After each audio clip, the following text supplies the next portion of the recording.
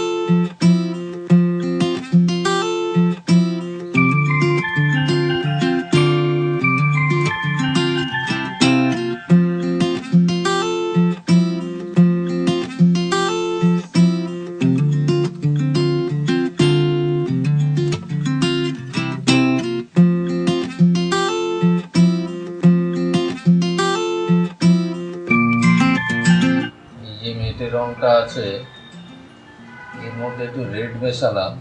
Red মেশানোর পরে একটু ইয়েলো মেশাতে হবে, হলুদ।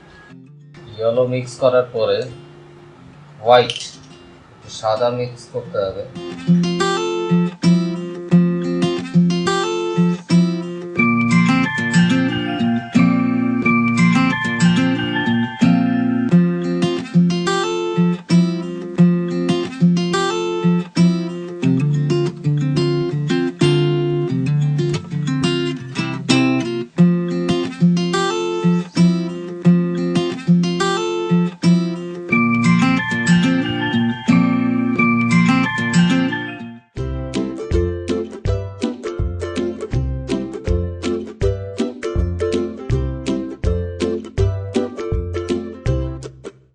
এই টি শার্টে গেঞ্জিতে রং করার সময় যেহেতু গেঞ্জিটি মোটা, সেই জন্যে রং শুষে নেয়। দুবার বা তিনবারও প্রয়োজন হলে রিপিট করতে হয়। আমি রিপিট কালার সাধারণত দেখাচ্ছি না, ভিডিও অনেক বড় হয়ে যাবে, কিন্তু আপনারা রিপিট করবেন। তবে মনে রাখতে হবে, রিপিট করার সময় ফার্স্ট কালারকে শোকাতে হবে, একটু ড্রাই হওয়ার পরে রিপিট করতে হবে। 10-15 মিনিট রাখলে ড্রাই হয়ে যায়, তারপর রিপিট করলে রিপিট কালারটা ধরে ভালো।